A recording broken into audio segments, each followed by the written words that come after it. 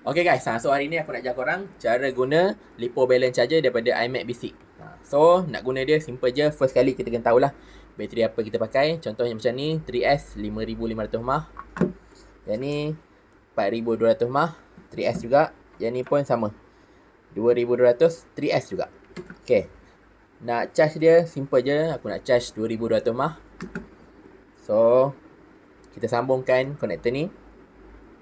Okay, dia sambung ke tepi ni. Okay, bahagian konektor kecil ni sambungkan dekat 3S kat sini. Okay, simple. Okay, untuk setting dia, first kali bila kita on, kita setkan kepada LiPo bateri. Okay, tekan start. Lepas tu kita ambil LiPo balance. Okay, tekan sini, LiPo balance. So kita setkan. Untuk set M ni, kita tengok mah dia. Macam ni 2200 mAh. Okay, 2200 mAh. Kita set kepada 2.2 M. So cara nak setting dia tengah sini lah. Ni kita kecilkan M dia. Ni kita besarkan. Okay, set 2.2 M. Contoh kalau nak charge 5500, kita set 5.5 M.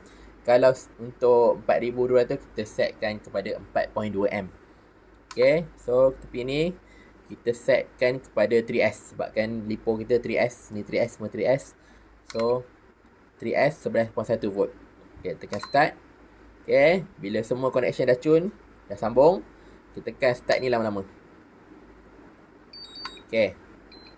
Okay, lepas macam ni, tekan je start. So macam ni dia dah start charge lah. Simple je. So nak tengok setiap sel, tekan bahagian sini. So kita buat tahulah. Sel 1 3.65, sel 2 3.65, sel 3 pun 3.65. Bila penuh dia akan pergi ke 4.2 volt. Nak beli charger ni, korang boleh tekan beg kuning kat bawah. Thank you guys.